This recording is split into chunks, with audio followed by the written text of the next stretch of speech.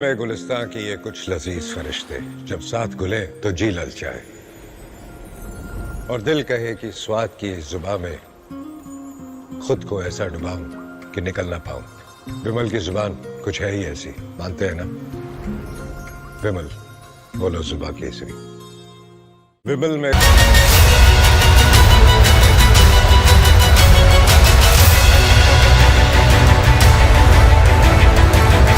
नमस्कार, रिपब्लिक भारत देख रहे हैं आप। आपके साथ मैं हूं सुमित चौधरी और वक्त हो गया आपके फेवरेट शो तरकश का। और तरकश में आज आपको बताऊंगा कि आखिर कैसे जीत का जश्न मौत की भगदड़ में तब्दील हो गया और सरेंडर वाले बयान पर राहुल गांधी घिर गए हैं। पूरा कैलेंडर जो है वो बीजेपी की तरफ से बता दिया गया है कि आखिर कब कब सरेंडर यहां पर किया गया है कांग्रेस की तरफ से। लेकिन सबसे पहले शुरुआत मौत की भगदड़ से।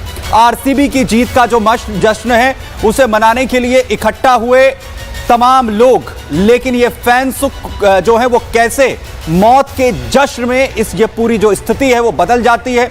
और वहीं लाखों की भीड़ थी लेकिन इंतजाम नाकाफी, प्रशासन फेल हो गया। सीएम से लेकर डिप्टी सीएम तक जश्न में डूबे रहे और बाहर लोग मरते रहे। सवाल ये कि लोगों की गलती क्या थी? जिस लापरवाही ने इतने लोगों का शिकार कर लिया, इसकी जवाबदेही आखिर अब किसकी है?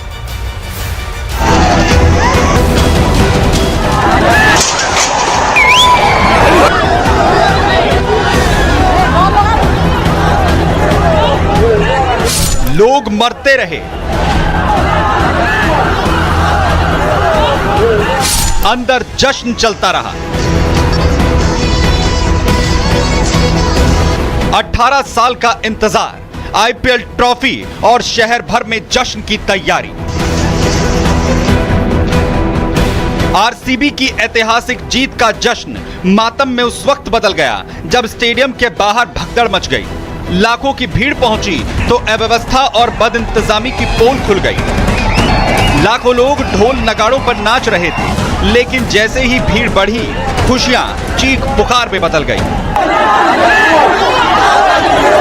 कोई अपनी बेटी को तलाश रहा था, कोई अपनों को मौत के मुंह से निकालने की जद्दोजहद कर रहा था। चिन्नास्वामी स्टेडियम के बाहर बेकाबू भीड़ हो गई।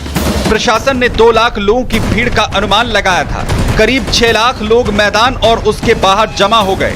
32,000 की क्षमता वाले स्टेडियम में करीब 1 लाख लोग किसी भी तरह से घुस गए। भीड़ का सारा दबाव एक ही गेट पर आ गया। पुलिस और स्टेडियम प्रशासन ने लोगों को रोकने की कोशिश की। इसके बाद पुलिस को लाठियां चलानी पड़ी, जिससे भगदड़ मच गई। आरसीबी की पहली जीत और शहर की दीवानगी को देखते हुए यह सवाल उठता है कि आखिर प्रशासन ने सिर्फ 2 लाख की तैयारी क्यों की, जब सोशल मीडिया पर पहले से लाखों की संख्या में लोगों के पहुंचने की चर्चा थी। असंवेदनशीलता की पराकाष्ठा कहें या जीत की अकड़ में चूर क्रिकेट और राजनीतिक हस्तियों की लापरवाही, बाहर मासूम लोगों की चीख पुकार अंदर जश्न मनाने में डूबे इन लोगों के कान तक नहीं पहुंची। एक और स्टेडियम के बाहर प्रशासन की बदइंतजामी से लोगों का दम घुट रहा था। मौत बेगुनाह क्रिकेट प्रेमियों को निगल रही थी, तो दूसरी ओर स्टेडियम के अंदर शानदार जीत का जश्न चलता रहा। कर्नाटक के डिप्टी सीएम डीके शिवकुमार खिलाड़ियों को माला पहनाने में व्यस्त थे, तो जिन खिलाड़ियों की एक झलक पाने के लिए लोग अपनी जान कुर्बान करने को तैयार रहते हैं, वो हंसते मुस्कुराते मासूमों की मौत से अनजान बने रहने का दिखावा करते रहे। स्टेडियम पहुंचने से पहले आरसीबी के खिलाड़ी विधानसभा पहुंचे थे, जहां माननीय मुख्यमंत्री ने खिलाड़ियों को सम्मानित किया, लेकिन शायद वो अपने राज्य के लोगों की सुरक्षा को ध्यान में रखना भूल गए। हादसे में कई लोग घायल हो गए, जिन्हें अस्पताल में भर्ती कराया गया। अस्पताल के बाहर भी भीड़ जुटी है। लोगों की आंखों में दर्द है, अपनों के खो जाने का, भीड़ में अपनों के गुम हो जाने का। Bureau report, Republic. बड़ी खबर आपको बताएं, कर्नाटक सीएम सिद्धारमैया ने कुंभ से तुलना की है। उनका कहना है कि ऐसी घटनाएं कई जगह पर हुई हैं उनका यह भी कहना है कि कुंभ में 50-60 लोग मारे गए, लेकिन मैंने आलोचना नहीं की। एक तरफ सवाल उठ रहे हैं कि लोग मर रहे थे, जश्न जो है वो लगातार चल रहा था, वहीं दूसरी तरफ तुलना जो है वो इस तरह की घटनाओं से की जा रही है और ये कहा जा रहा है कि कुंभ में भी लगातार इस तरह की घटनाएं होती रही, लेकिन हमने कभी भी तुलना जो है वो नहीं की और हम बचाव नहीं कर रहे हैं। लेकिन सवाल ये है कि कुंभ से तुलना करना इस वक्त के हालात में आकर सीधे तौर पर क्या कुछ जो है वो यहां पर बता रहा है, क्योंकि दूसरी तरफ लोग मर रहे थे और एक तरफ जो है वो लगातार स्टेडियम के अंदर जश्न चल रहा था। ना सिर्फ सभी खिलाड़ी बल्कि खुद सीएम, डिप्टी सीएम जो है वो जश्न में डूबे हुए थे। और वहीं दूसरी तरफ आखिर किस तरीके से लगातार जो तस्वीरें हैं वो सामने आई, जिसमें जश्न आखिर किस तरीके से चल रहा था एक तरफ, और वहीं दूसरी तरफ आप देखिए बेंगलुरु में भगदड़ की डरावनी तस्वीरें सामने आई है। एक शख्स धक्का लगने से नीचे गिर जाता है और लोग उसे कुचलते हुए लगातार जो है वो जा रहे हैं। हालात बिगड़ गए थे और इसके बावजूद जो है किसी भी तरीके से कंट्रोल जो है सिचुएशंस को नहीं किया जा सका। वहीं दूसरी तरफ आप देखिए कैसे लोग जो वहां पर मौजूद थे वो शख्स की मदद करने की भी कोशिश यहां पर करते हैं। अताह भीड़ थी, लोग भगदड़ के दौरान एक दूसरे पर चढ़ गए, कई लोगों की जान चली गई, लोग बेहोश हो रहे थे और इस तस्वीर में आप देखिए कैसे एक शख्स जो है वो नीचे गिर जाता है। उसके बाद वहां पर भीड़ जो है वो लग जाती है, चारों तरफ कुछ और लोग जो है वो भी चारों तरफ फंसे हुए साफ तौर पर नजर आ रहे हैं। स्थिति ये कि कोई भी यहां से खुद को बचाने में कामयाब नहीं हो पा रहा था।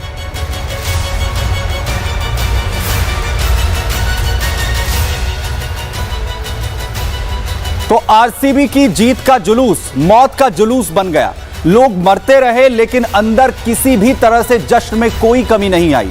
दलील दी जा रही है कि उम्मीद से ज्यादा लोग आ गए, लेकिन जब जीत में शामिल होने के लिए पूरे प्रदेश में पोस्टर चस्पा कर दिए गए थे तो क्यों इंतजाम नहीं किए गए, क्यों लोगों को मरने के लिए छोड़ दिया गया, सब इंतजाम कहां थे, देखिए जरा।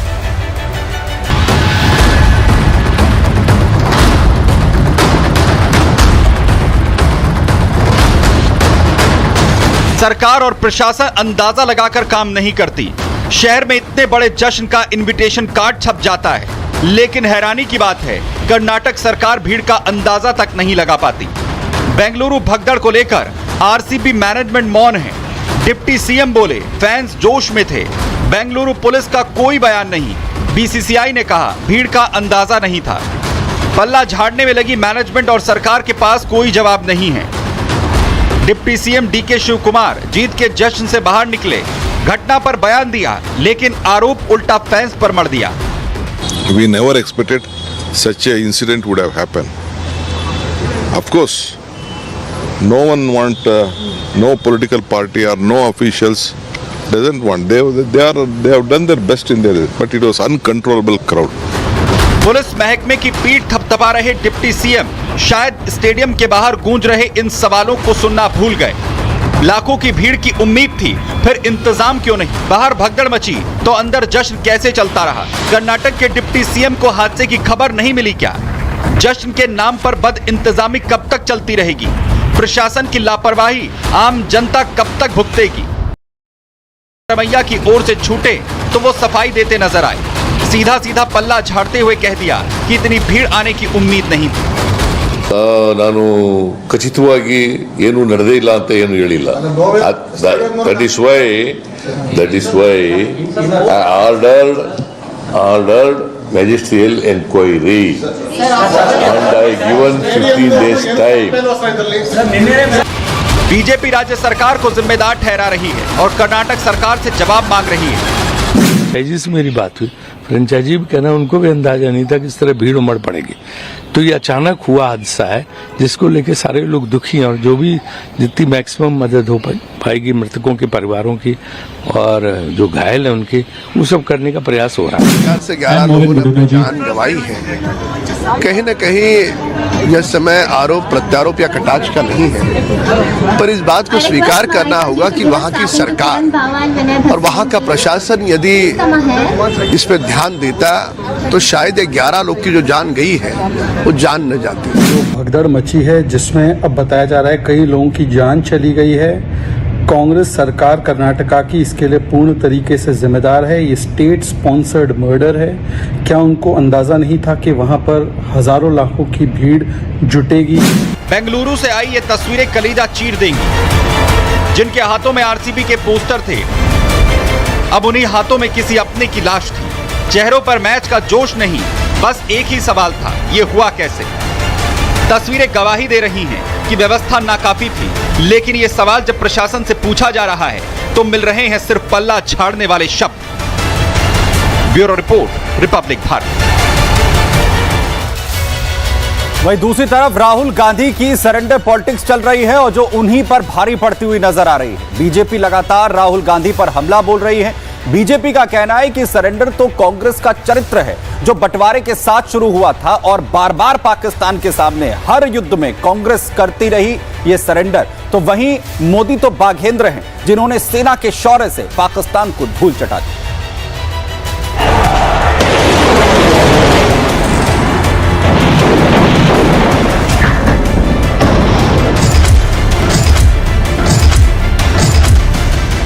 आजादी के समय से सरेंडर वाली चिट्ठी लिखने की आदत है। राहुल शरीफ कहा जाए या राहुल मुनीर कहा जाए, राहुल गांधी भले ही लोकसभा में नेता विपक्ष की बड़ी जिम्मेदारी संभाल रहे हैं, लेकिन सियासी जुबान से बस निकलती है तो देश विरोधी बोली।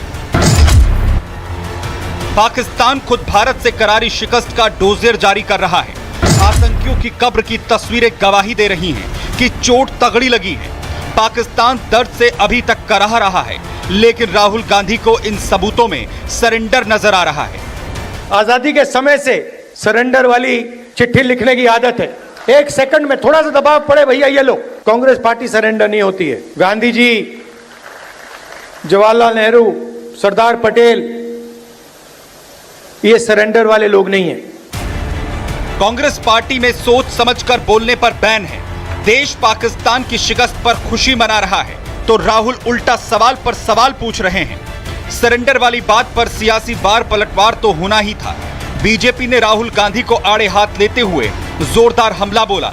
जेपी नड्डा ने सोशल मीडिया पर पोस्ट कर लिखा, राहुल गांधी का भारतीय सेना के शौर्य पराक्रम को सरेंडर कहकर संबोधित करना न केवल दुर्भाग्यपूर्ण है, बल्कि भारतीय सेना और 140 करोड़ भारतवासियों का घोर अपमान है। कोई पाकिस्तानी ऐसा कहता है तो हम उस पर हंसते हैं। जिस तरह से ऑपरेशन सिंदूर ने पाकिस्तान में तबाही मचाई, उसके बाद पाकिस्तान की जनता से लेकर सेना और उसके प्रधानमंत्री ने भी ऐसा कहने की हिम्मत नहीं की। लेकिन राहुल गांधी ऐसा बोल रहे हैं, ये देशद्रोह से कम नहीं है। पाकिस्तानी संसद में उनके बयान कोट किए जा रहे थे। राहुल गांधी जी का नाम तो और बयान तो भारत के विरुद्ध पाकिस्तान अपने डोजियर में यूज कर चुका है। पहली बार राहुल गांधी जी ने ऐसा बयान दिया है जो पाकिस्तान के सेना प्रमुख ने भी नहीं बोला, किसी आतंकी संगठन ने भी नहीं बोला, मौलाना मसूद अजहर ने भी नहीं बोला और हाफिज सईद ने भी नहीं बोला। क्या आप उन नेताओं से एक कदम आगे जाना चाह रहे हैं?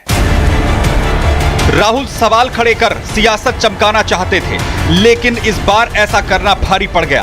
बीजेपी ने राहुल गांधी के सरेंडर वाले बयान पर कांग्रेस को उसका इतिहास और भूगोल सब याद दिला दिया।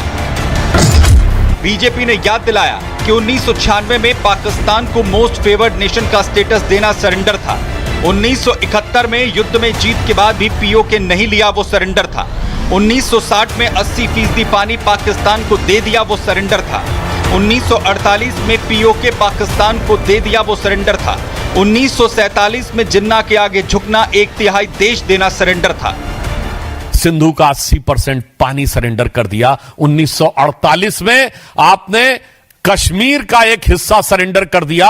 1947 में मुस्लिम लीग के आगे 1/3 सरेंडर कर दिया। राहुल गांधी जी, आपकी पार्टी और आपके खानदान के कारनामे आजाद हिंदुस्तान के कैलेंडरों में सरेंडर से भरे पड़े हैं। कांग्रेस पार्टी के रवैये पर सवाल उठना लाजमी है। सेना और सरकार ने साफ कर दिया है कि पाकिस्तान जंग हार चुका है, दुश्मन को तगड़ी चोट लगी है, लेकिन सवाल और सबूत गैंग बिना सिर पैर के बयानबाजी पर उतारू है। ऑपरेशन सिंदूर के बारे में हमारे सीडीएस ने कई बातें कही हैं, वो भी सिंगापुर में, हमारे देश में नहीं, सिंगापुर में जाकर वो एक भेंट वार्ता में कहते हैं सिंदूर के बारे में। राष्ट्रपति ट्रंप 12 बार दोहरा चुके हैं कि मेरे वजह से युद्ध विराम हुआ है भारत और पाकिस्तान के बीच में। चीन और पाकिस्तान के बीच में एक गहरा जुगलबंदी बन चुका है, खास तौर से पाकिस्तानी वायुसेना को लेकर। हमारी विदेश नीति, कूटनीति बिल्कुल विफल हो गई है, फेलियर हो चुका है। दुर्भाग्य के साथ कहना पड़ रहा है कि नेता प्रतिपक्ष मर्यादा छोड़ करके जिस भाव से बोलते हैं वो न केवल उनकी इज्जत खराब करते हैं बल्कि पूरे देश की संस्कार के भी विरुद्ध बात करते हैं। पहले अपनी दादी के लिए जिस प्रकार से जूते पहन के फूल फेंक के जाते हैं, उसी प्रकार से यशस्वी प्रधानमंत्री के लिए जो उनने शब्द बोले हैं और जिस ढंग से ट्रम्प की बात की है, ये उनका एक तरह से हल्कापन सबके सामने आता है। मैं निंदा करता हूँ, कटु शब्दों में निंदा करता हूँ। कब परिपक्व होंगे? और वैसे ही उनके साथ वाले जो ताली बजाते इस बात पे लेकर बड़े दुर्भाग्य के साथ कहना पड़ रहा है, कांग्रेस इसकी कीमत चुकाएगी। राहुल गांधी और कांग्रेस को समझना होगा कि अंदरूनी राजनीति अपनी जगह है। देश पर सवाल खड़े करना किसी भी कीमत पर बर्दाश्त नहीं किया जाएगा। Bureau report, Republic Bharat. तो लगातार कांग्रेस की मुश्किलें जो है वो राहुल गांधी ने सरेंडर वाले बयान को देकर कर दी हैं, जिसके बाद उनसे जवाब मांगा जा रहा है और साथ ही साथ बीजेपी लगातार हमले कर रही है और कह रही है कि 1947 से कांग्रेस की तरफ से सरेंडर करने की शुरुआत जो है वो यहां पर की गई थी और वो अभी तक भी नहीं थमी है। और प्रधानमंत्री को लेकर जिस तरीके का कमेंट किया गया था उस पर कहा जा रहा है बीजेपी की तरफ से कि सरेंडर करना कांग्रेस का काम है और प्रधानमंत्री तो बाघेंद्र है, पाकिस्तान को धूल चटाते हैं। तरकश में फिलहाल के लिए इतना ही। एक छोटे से ब्रेक के लिए रुक रहे हैं, फौरन लौटें।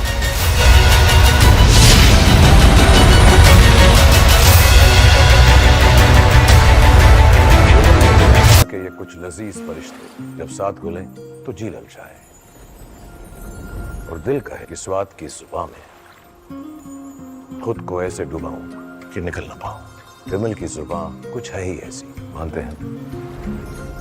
विमल बोलो जुबान कैसी? विमल में